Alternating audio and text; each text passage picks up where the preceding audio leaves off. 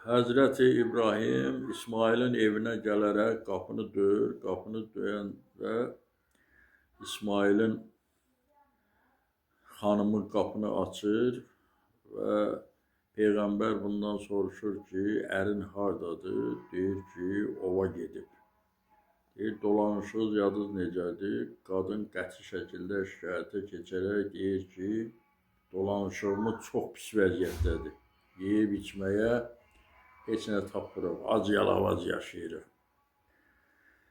Və bundan sonra İbrahim qadına deyir ki, İsmail evə gələndə mənim salamımı ona çatdır.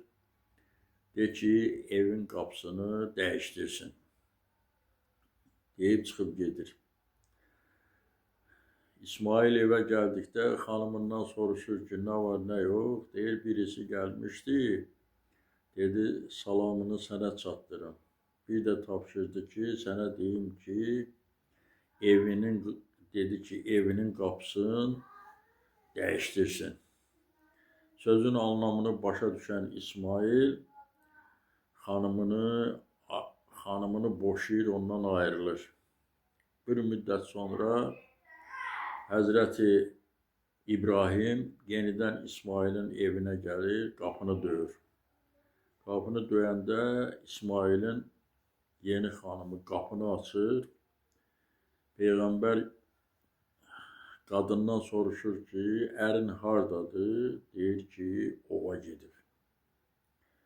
Deyir, dolanışığınız yadınız necədir? Deyir, şükürlər olsun.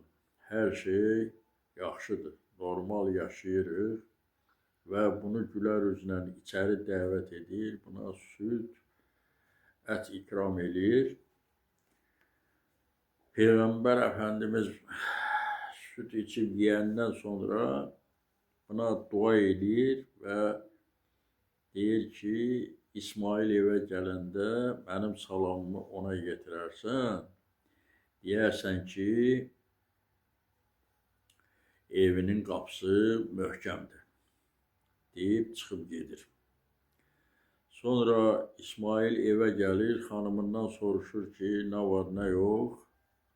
Deyir ki, hər şey yaxşıdır. Biri gəlmişdi, sənə salamını söylədi və dedi ki, evinin qapısı artıq möhkəmdir. İsmail deyir ki, o mənim atam İbrahim Peyğəmbərdir və sözünün mənasını başa düşür, gülümsəyir. İşte o zaman İbrahim məqamının işarəti əbədi qaldı. Orada İbrahim Peyğəmbər orada duraraq Beytullahı inşa etdirdi. Yəni Məkkəni inşa etdirdi və bütün insanları ora həccə dəvət etdi. Diqqətinizə görə sağ olun.